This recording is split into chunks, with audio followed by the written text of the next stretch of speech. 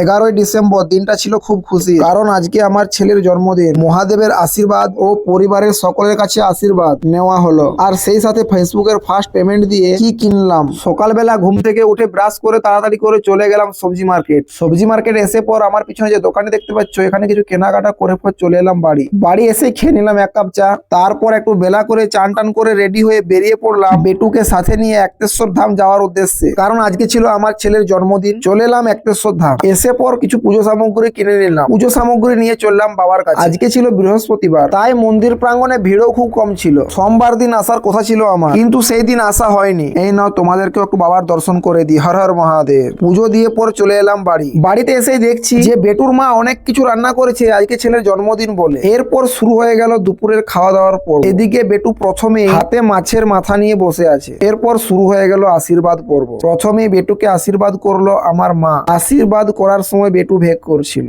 এরপর মা একটু আদর করে দিল বেটুকে, তারপর বেটুকে ভাত খাইয়ে দিল। তারপর গাইস আমি বেটুকে আশীর্বাদ করে নিলাম। এরপর চলে এলো বেটুর মা ওকে আশীর্বাদ দেওয়ার জন্য। তারপরে বোন আশীর্বাদ করে নিল।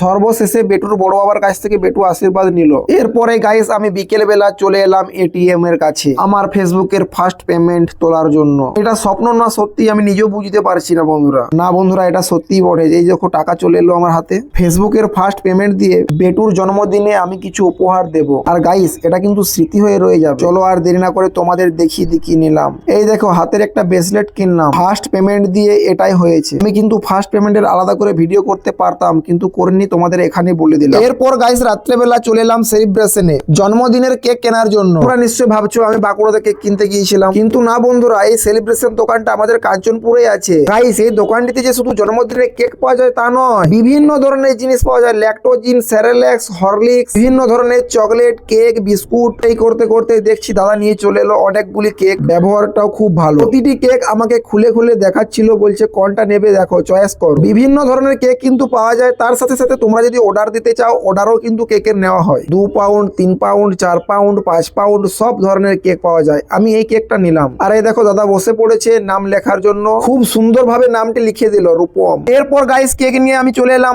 বাড়ি এসে লেগে পড়লাম ডেকোরেটের কাজে। আর এই কাজটিতে আমাকে হেল্প করছিল আমার বন্ধু দীপ্তনু ও আমার ভাই। আর এইদিকে গাইস আমাদের সাজানো কমপ্লিট হয়ে গেছে। সাজানোটা কেমন হয়েছে গাইস অবশ্যই কমেন্টে জানিও। এরপর কেকটা নামিয়ে দিলাম টেবিলে। আর এদিকে দেখছি বেটুর মামা দাদু চলে এসছে, একটু কোলে চেপে পড়েছে।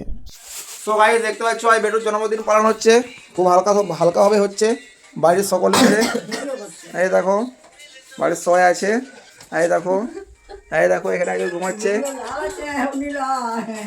Happy birthday to you, birthday to you বেটু, হ্যাপি বার্থডে টু ইউ।